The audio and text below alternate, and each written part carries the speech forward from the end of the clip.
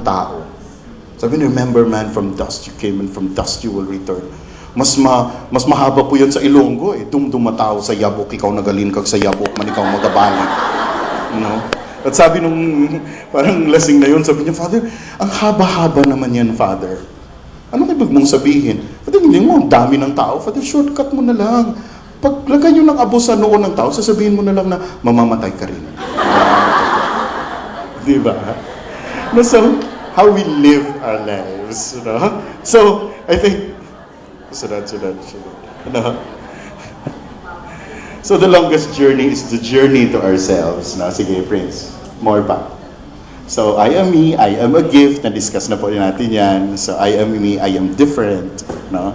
So, pagkatapos po is, I am a gift. No? I am not in this world by chance, but by God's design. No? I have a role to play. I have a mission to fulfill. I have a vocation to live. No? We celebrate our individuality. We cherish our gifts. No?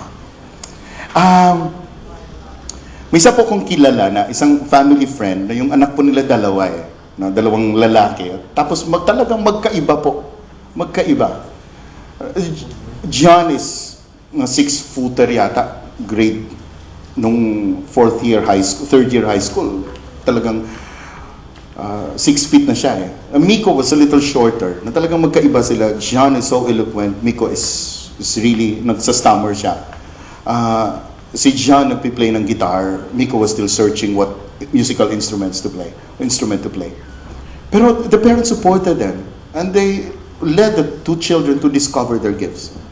Hindi sila kinumpare. Until, mas matalino actually si John eh, kaysa kay Miko. In fact, nung kumuha sila ng exam sa Ateneo, first hindi nakapasa si John, si Miko hindi nakapasa. So, sa ibang school na lang siya nag-prep, nag-kinder. Tapos until nakapasa din siya, doon na siya sa Ateneo, na-discover na magaling siyang mag-baseball. And the parents supported him in that aspect. Naging member siya ng Ateneo team. At the same time, naging member siya ng Philippine team sa Little League.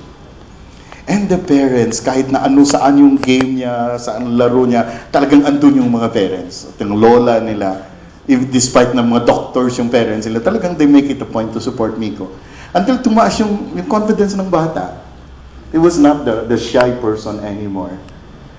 At tapos naging member siya ng Philippine team, and kung naalala niyo po,